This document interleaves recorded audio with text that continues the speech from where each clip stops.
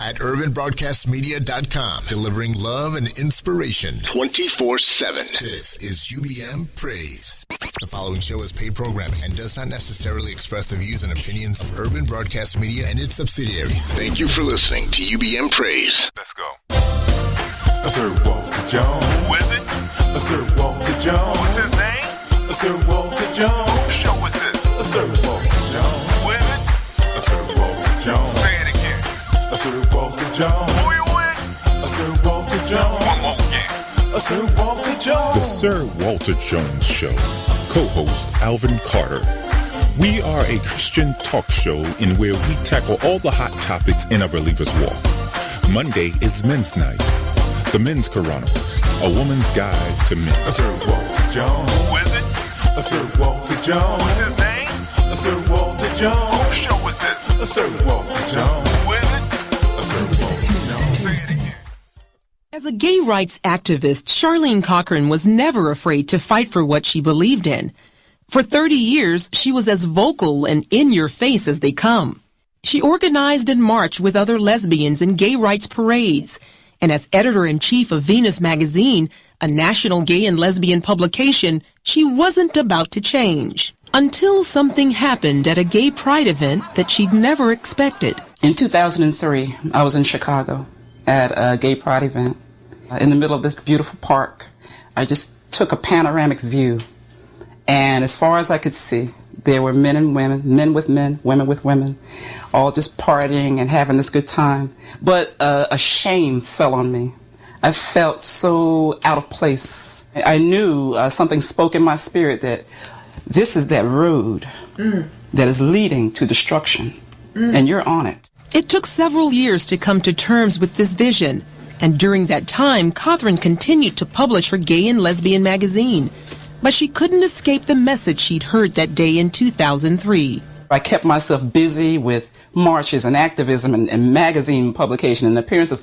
I always at the, in the still of the night, when everything is over, you're just tired and everything is over, there's still that little voice. You're not right with God. Cochran says she longed for peace, but even in the midst of a long-term relationship, she felt intense loneliness. She'd grown up in a Christian home and had come into the lesbian lifestyle at 19 after several bad relationships with boys. I didn't want anything to do with men anymore. I was away at college, and of course that was a whole new world. Yeah. And in that world there were many, many women who were attracted to me. And of course I was attracted to them. And these were women who were nurturing, who wanted to get to know who I was intellectually, who were organizers, and who I found a lot of comfort in. And it felt good. It felt right. But by 2006, it didn't feel right anymore. Then in June of that same year, a local pastor called Cochran regarding an article in one of her publications. She didn't know anything about Cochran's life and proceeded to talk to her about God. I said, what are you going to do about your life? I said, you need to get your life together. So she says, well, I'm in the life. I said, yes, I know. That's why I'm talking to you. I said, but you don't have to stay in the life. You can be delivered today, right now, right where you are. They talked for a while, and Cochran remembers her words. I can tell that you want to come back to God, but you feel unworthy. You feel that God can't use you because you've been marching and publishing, and you've been, such a proud lesbian all these years. She said, but that's not true. He's waiting. That day changed everything for Charlene Cochran as she finally asked Jesus Christ to come into her heart and forgive her. It was a personal transformation she immediately wanted to share with her gay and lesbian followers. She wrote a front-page article in her magazine called Redeemed, 10 Ways to Get Out of the Gay Life If You Want Out.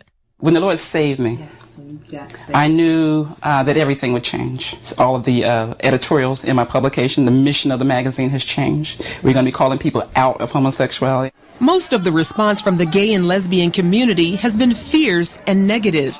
But she says she knows that many of them are just as conflicted as she was. In order to fill up this empty space, they pretend to put on this wonderful face how gay and happy I am, when in fact at the end of the day you can just about find people who are just as lonesome.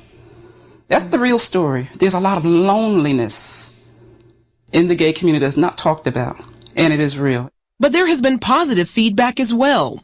Catherine says she gets lots of emails from people who say they struggle with homosexuality and want out. I know people probably ask you, do you still have feelings for women? Are you dating a man? I'm living a celibate life, and I am so focused on spirit right now. I have no urges for anyone, man or woman. With a new outlook about herself and life, Charlene Cochran is still on the front lines of the gay rights battle. Only now she sees it as a spiritual fight to lead others to the freedom she's found. Our mission now is to educate and to turn people away from the homosexual lifestyle simply by presenting the truth. We simply want to have people to question what they've learned through the pages of Venus magazine over the past 13 years. Prior to Catherine's conversion, Venus circulated about 35,000 copies per issue, which ran 4 times a year. But after the issue featuring her testimony, the gay political machine pressured advertisers to drop the magazine, and gay pride events and college campuses no longer subscribe. But in her own words, Catherine has no regrets about her change. There is such a joy and a peace that you can't find in the club. I don't care how good the music is. You can't find it in the middle of a gay pride parade. I don't care if you're on the biggest and prettiest float. The peace and the joy that I have, I wouldn't trade for anything. Ladies, it's Tuesday. Pink Perspectives on the Sir Walter Jones Show, right here on UBM Praise. Welcome back. That was Catherine, Pastor Charlene Catherine, interview about her lifestyle as a homosexual and how the Lord delivered her, and she came out and she gave us a wonderful instruction, a history lesson, and a way to deal with and interact with and communicate with that community and what they did to try to force her to do things. And she stood her ground and how she did not allow them to do what she used to. She reminded me of a modern day Apostle Paul. Before he was apostle, he was the crucifiers of the Christians. Yes. Yeah. He went out there and the Christian hit me. Yeah. He went out there and did all he could to get rid of us, and he wound up having a Damascus Road experience. God had to knock him down. Mm-hmm. And that's what God did to Pastor Catherine, knocked her down, and when she got back up, now here's one thing about God's deliverance power is that, like Paul, when he knocked him down, he blinded him, and he didn't right away go out there in the street and start witnessing to. There was a time where God had him to just be quiet and stay blind for a while and be quiet and let me help you here. I don't think it's wise for people who just become converts to now go out there and start trying to win the world and not have any type of preparation. Because whom the Lord called, He also prepares. Mm-hmm. So Tamara, you came out, you got married, you stayed in a relationship all those years. Your pastor came and blessed your home. So you were going to church every week. You were giving your monies. You were supporting the ministry. Okay, and then something snapped in you. What happened?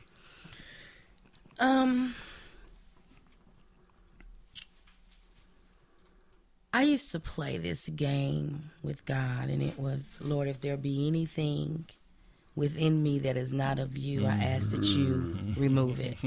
Yeah, I played that game. So because He didn't remove it, I thought it was okay. Right. My birthday, we had went to Atlanta Pride because we would go to Pride every year. Okay. And something was different. And when we were coming back, we had a conversation, and I just wasn't there. Mm-hmm. And I didn't understand what it was that had me feeling the way I was feeling. Excuse me. Mm-hmm. And different things were going on. My career was, it was good. Everything was fine.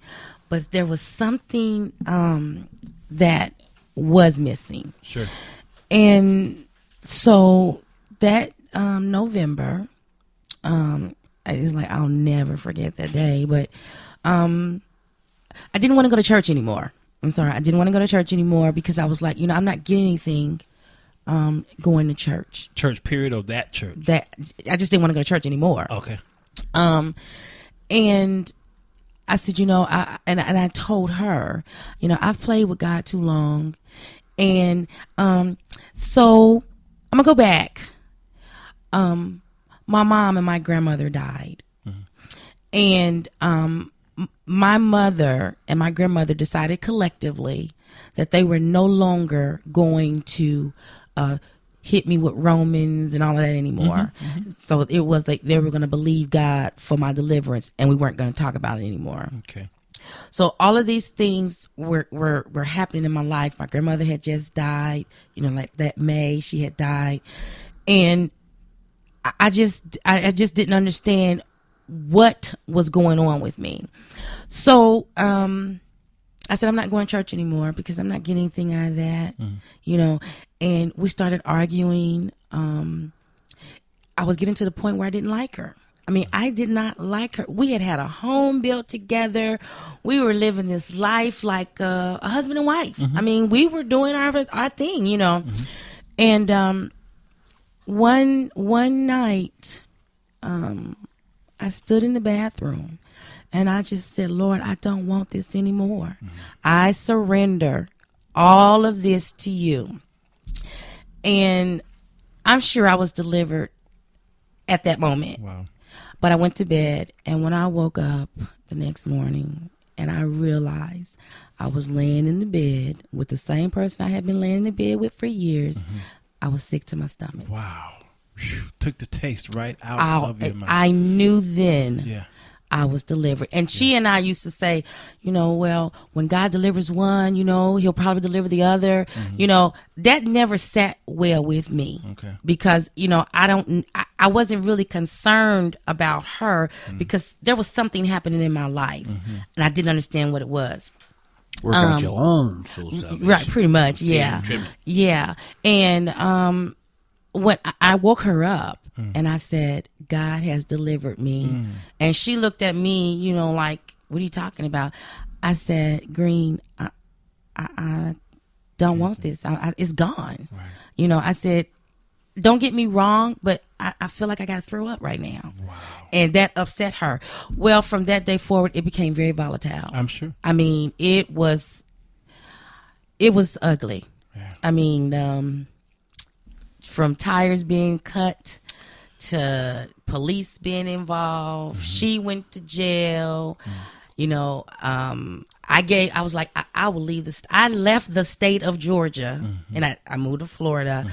I had moved back to Florida just to get away from her because I knew that I could not stay there in that house with her because I couldn't rest, and her whole thing was, I don't do change well. Well, I didn't change myself. Sure. God changed me, so that's what happened. And here's where you give credit for God opposed to giving Satan credit for the mess you were in. Yes. This time there was an influence. Yes. And it was the Holy Ghost pretty much. Yes. Yeah. And so you moved out or she moved out?